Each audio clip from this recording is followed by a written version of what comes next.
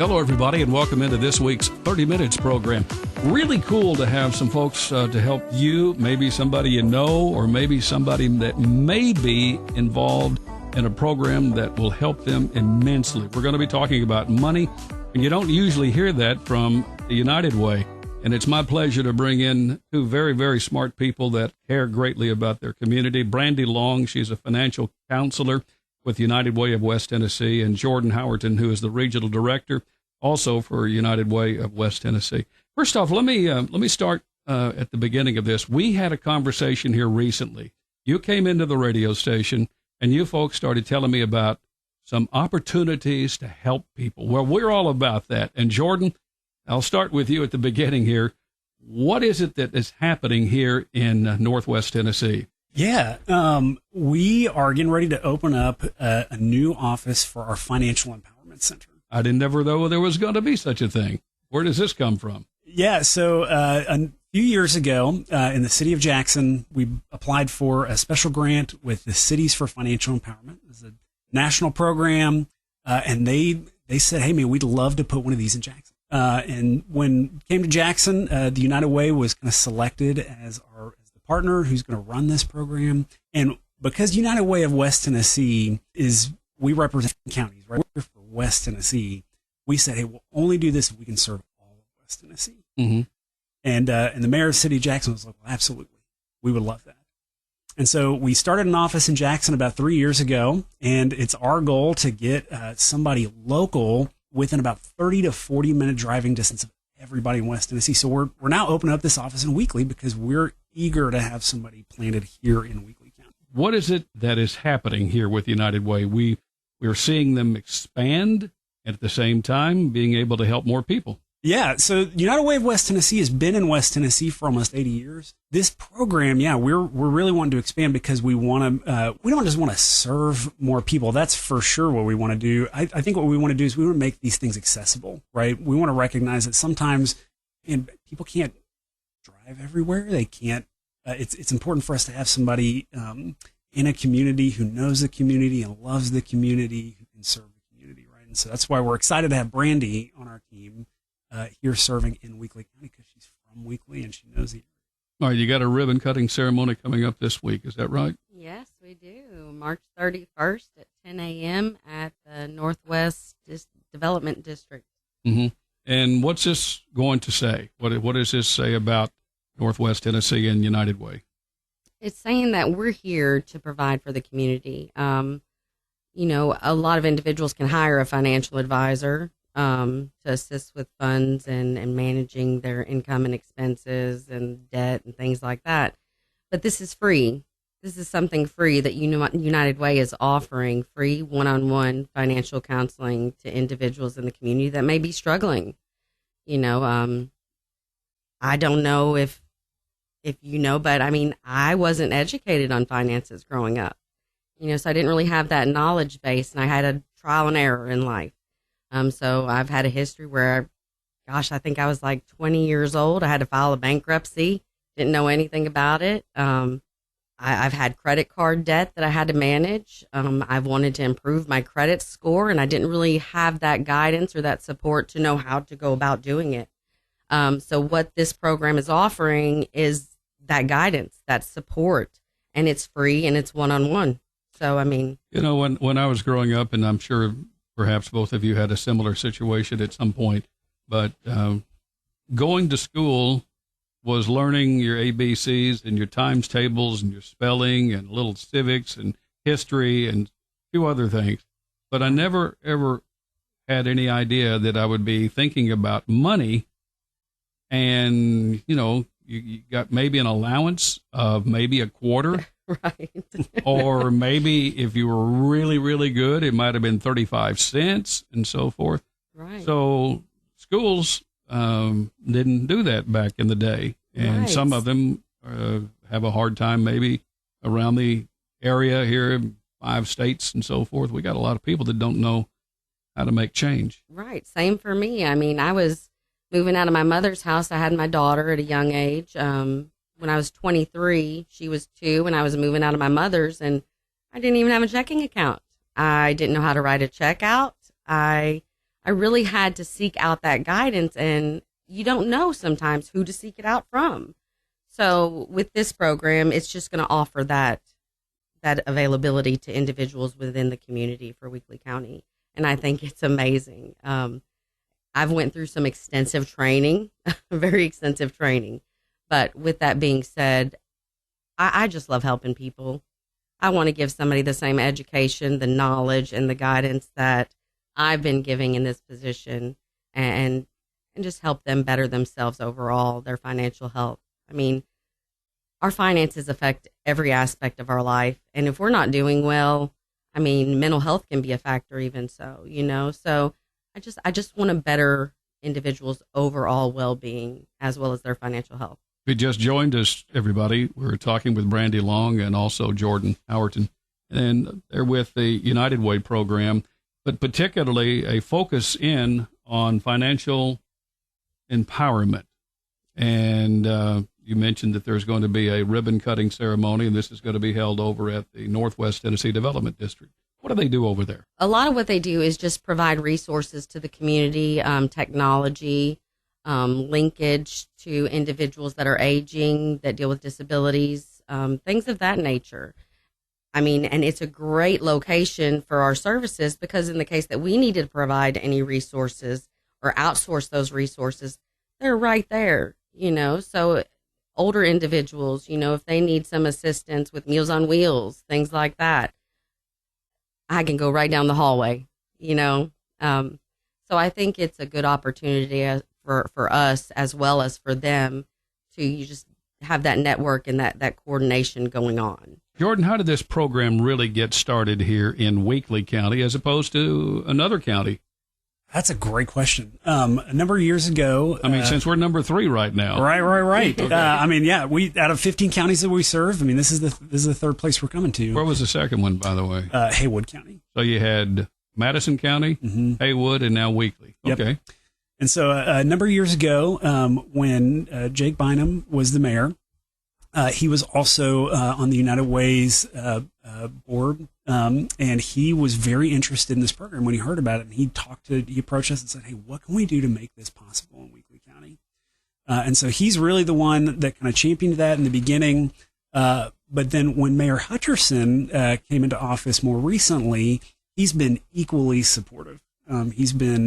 And so we've met with him a few times and had some really great conversations. And so he's been just as excited to support this program. How are we getting this information out to people to know that there is help that doesn't cost anything? Well, a part of that is we're here with you today, and we're excited for this opportunity. But we're talking with several other organizations in town who are going to already be working with people who might appreciate these services to help distribute that out. Well, aren't the schools supposed to teach this kind of stuff that we're talking about or not? Well, I don't necessarily think that's for us to say. It would be a great asset, within the school systems. And I'm sure there are some business focuses within, the high schools and things like that.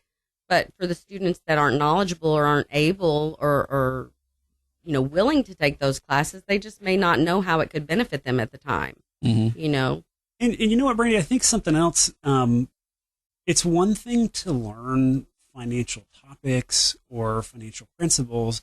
It's another thing to have somebody help you take that and make that relevant to your situation in your life, right? So one of the things that's unique about what we're doing is we're not just teaching principles or ideas or anything like that. We're actually sitting down and evaluating what is your current financial situation, what are your long-term or even short-term financial goals, and then we're actually helping you build a roadmap to get you there.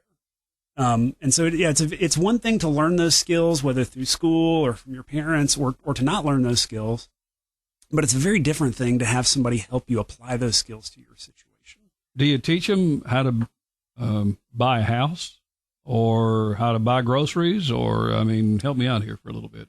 Well, we can reduce their spending. If they're overspending in certain areas, we have certain strategies that we can give them to help them to reduce that spending, or certain behaviors in regards to goodness, just putting too much in the buggy at one time and not really observing how much you're putting in there or the cost. And then you get up there to the checkout and you pay this amount and you're like, oh, I didn't mean to spend that much, So really just paying attention to, their income and then the expenses going out, just regulating some of that and say, hey, I'm going to put this in the buggy and I'm going to walk around for a little bit before I get to that checkout.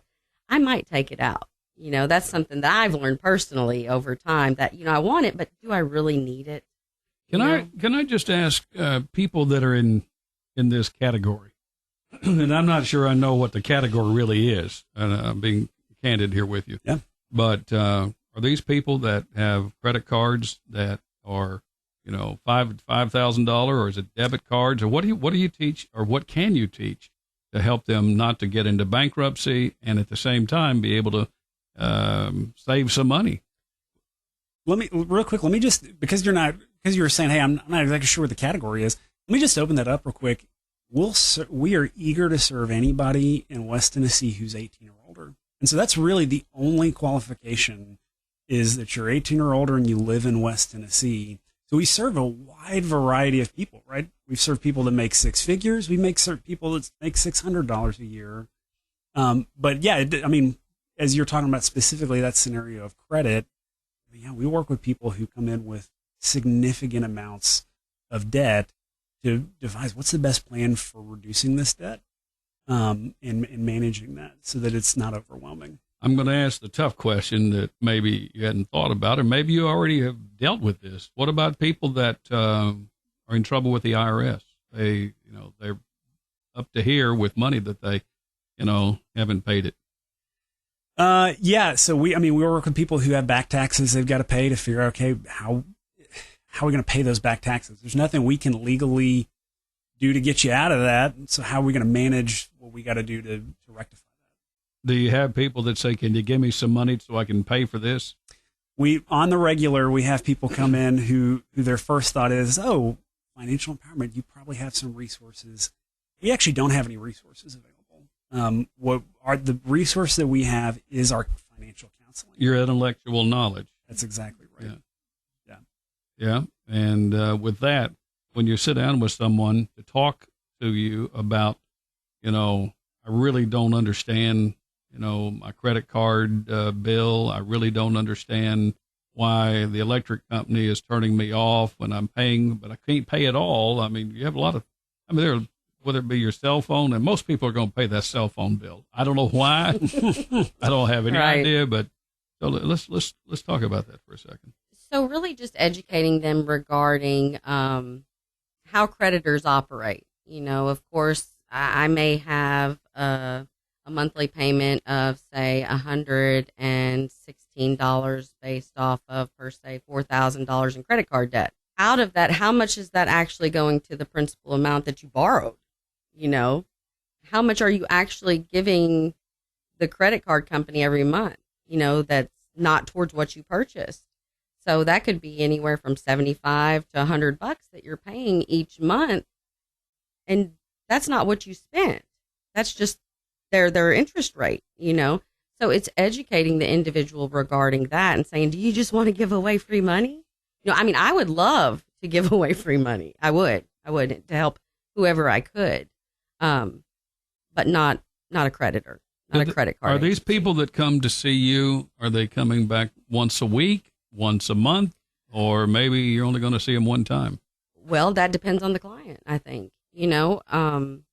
When they come in for services, we do a financial health assessment initially, and it's pretty lengthy as far as questioning because we want to be able to benefit you the best way possible. It's whatever goals that you set in that moment with us of what do you want to achieve? What do you want to see? Do you want to create an emergency savings account? Do you need to save money towards your child's, future education? It's based on each individual's client's needs, and then we set a plan and goals and strategies to achieve that. I think it's, I'm sorry, go right ahead. Oh, no, I was just going to say, and, I think one of the questions we get kind of related to this a lot of times is, well, how many times is it free, right? sometimes people think, well, the first one's free, and then how much do I pay for any time after that? And what we tell people is it's free every time, right? And so, I've done counseling for a number of years now, and I've had clients that I've seen 2 times, and we were able to answer the questions and get them going the way they wanted to. I have clients I've seen 30 times because after achieving their first goal, they had a second and third and fourth one they wanted to go for. And so as Brandi was saying, we'll see somebody as often and as many times as they need to in order to achieve their financial goals. Not everybody can get in touch with Dave Ramsey. He sells books. You buys books and a lot of things that are there, but it's difficult in my judgment, based on what I've been around with a lot of people, that it's, you really need to have somebody that you can not only talk to, but to have them to encourage you to be able to make decisions. Tell me about that. Well, my whole career has been based on encouragement, motivation, and just providing those supports. I've been in the nonprofit field for 14 years, along the lines of mental health and substance abuse prior to this, and working with individuals on budgets and employment as well. I just want to see people prosper. I just want to see you be successful. So if it's sending you a reminder, if it's keeping you on track, providing you that motivation, that guidance, and just being a positive individual in your life, that's what I've always done. And I think too, Brandi, one of the things that when we think about money, a lot of times we think dollars and cents, we think, numbers, right? But oftentimes, you mentioned this earlier, a lot of times when we're really trying to achieve a financial goal, we're really thinking of behavior change as well. Because, man, it's our behaviors that affect how we spend our money, right? It would appear as though there are a lot of people that could do without certain things. And I'll give you one pack of, I'm not going to say cigarettes, a pack of chewing gum. That's, $1. Yeah. That's $1, if you get $2 now. Well, whatever. Okay. You would know better than I. I love chewing gum, but I don't, I think there are things that we can all do without. Can you tell me some of those things that people can save some money by not buying certain things? Everybody needs to have toilet paper. Okay. We get that. Paper towels, well, maybe yes, not a 24 roll, plastic. You know where I'm going with that. Right. Well, paper plates, for instance. Of course, we can reduce light bills too. Turning off lights. Just general cost of people have addictive behaviors. And a lot of times they have the little gambling apps on the phone, and it's just $5 here and there. I don't know if anybody has any kids. I'm sure everybody has kids, of course, but my child was always, Mom, I want this skin off Fortnite. And I'm like, nope, that's not in our budget. Yeah. Some parents cave to those things to appease the child or to appease their own needs. Where does the problem begin? Does it begin with the parent? I don't know where we would say that begins. Of course, children have learned behaviors that they get from their parents, of course, but societal factors and things like that, we really can't say unless, the research, in the future can pinpoint that. Peers. Peers is a great influence with the youth today, no doubt. If you just joined us, by the way, Brandi Long is with us. She is with the United Way of West Tennessee with the Financial Empowerment Center. She's a counselor. She's pretty smart, too. You've been listening to her. You know that she knows what she's talking about. And Jordan Howerton also is the regional director of the Financial Empowerment Center for United Way in West Tennessee. This is the third one that is going to be opening coming up this Monday. Is that correct? Yes, sir. And we are very proud to know that West Tennessee has it here in the Northwest Tennessee Development District, and that is on Weldon Drive, right down the road here on North Lindell Street, right down the street from the radio station and the police station. So we promise you that you need to know where it is. Stop into the radio station, and we'll be glad to show you where the place is. And you have your own office there, Beck. Is that correct? I do. Okay. We'll come back to that. Let me let you piggyback on where we were going a moment ago. think I forgot where we were going. So we were going to buy some gum, and what are other things that we have issues with? One of the fun ones I like to talk with clients about a lot of times is their streaming services. Like a lot of people today, they got Netflix or whatever it is, but more and more we're seeing a lot of businesses move to subscription models, not even just TV and stuff. And sometimes people subscribe to things and then forget that they did it. And that's just money coming out every month. And so one of the things I encourage clients to do is to go back through and see their bank statements and say, hey, do I see something coming out that I'm not familiar with or I forgot about that I can cancel? Because that's money every month that you can keep back in your pocket, right? And I think a lot of people have some sort of subscription service nowadays. It's just worth auditing those at some point just to see, hey, where am I maybe forgetting something? Do I need it still? I got an example right now.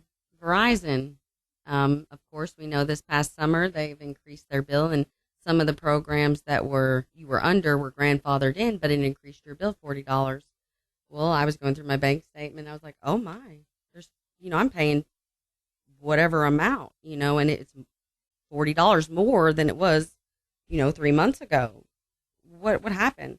So I got on the phone with Verizon and found out that all I had to do was switch to the new plan, and it reduced it right back to the same amount. So, we don't pay attention. We get busy in life, Well, here's where I see that there is a rub, husband and wife.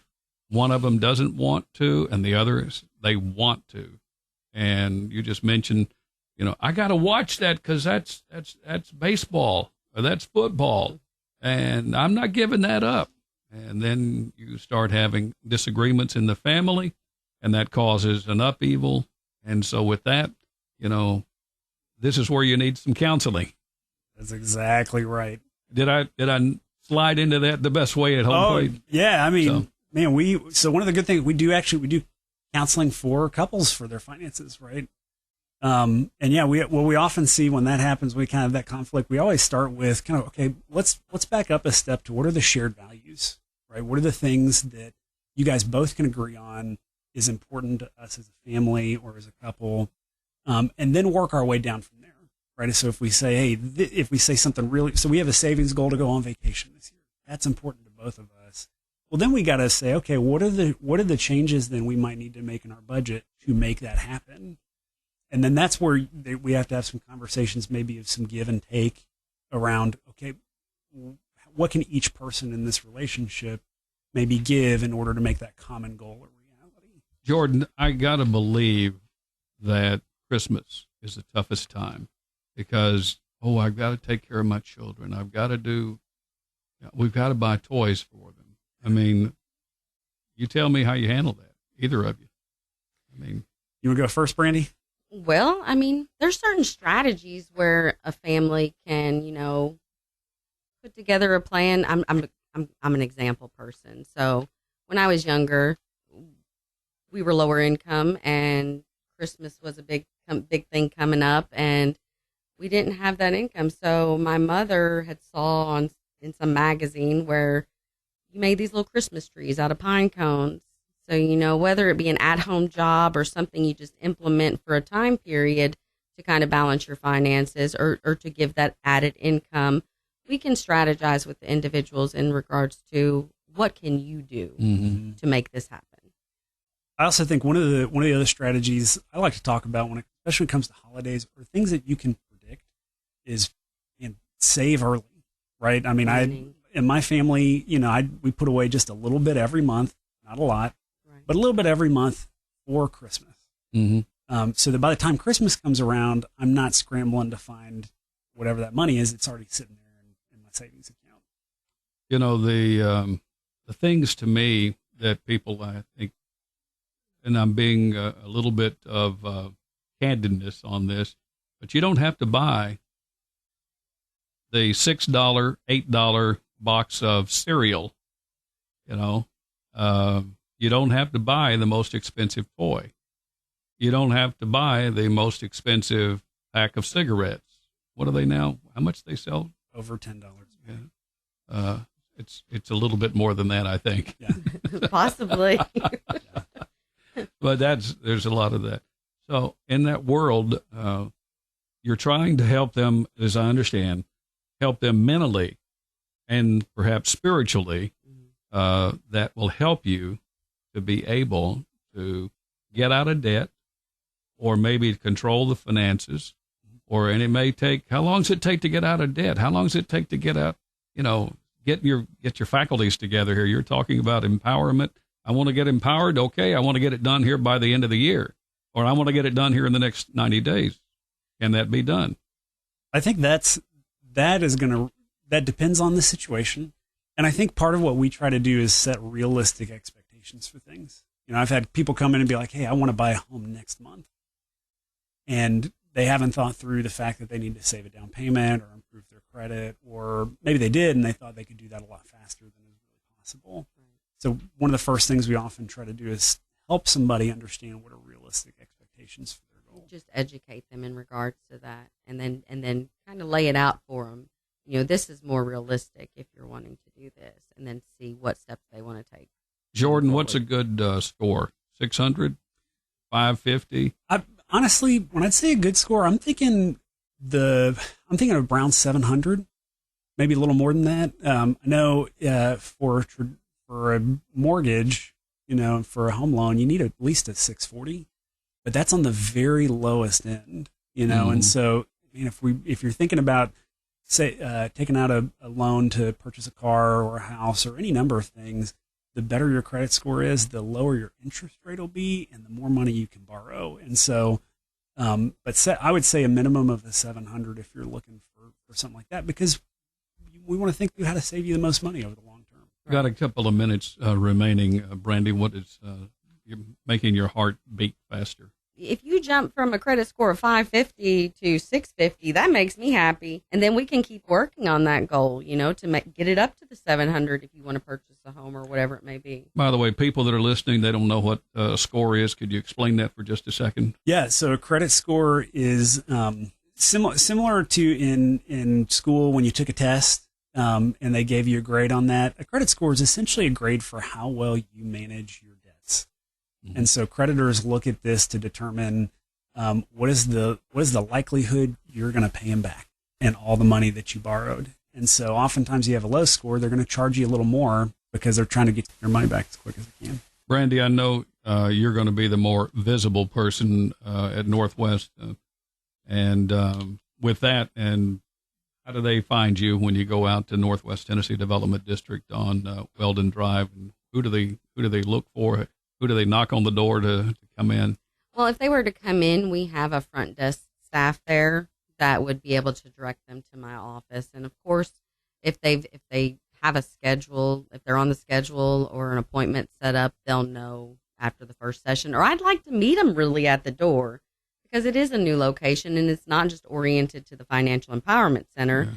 So I would probably just, really, to be honest, just meet them where they're at the door, welcome them in. Mm-hmm. Jordan, you get the last word. Oh man, we're really excited to be in Weakley County, and for those wins that we were talking about earlier, right? To see people get out of debt, purchase the home, improve their credit score. If somebody wants to get in touch with us, they can set up an appointment by calling 731-891-3358, or by visiting our website fecjackson.org.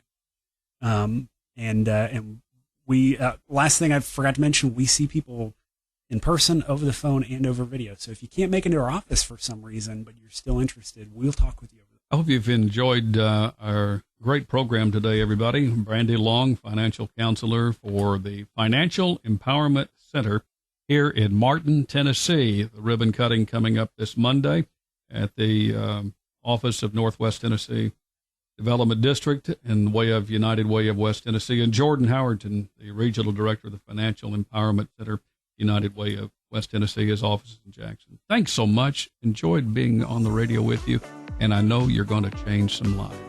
Thank you, Paul. You've been listening to 30 Minutes, a community affairs program on Thunderbolt Radio. You can listen to this broadcast and others anytime by visiting thunderboltradio.com and following the Thunderbolt Radio and Digital YouTube page. Thanks for listening.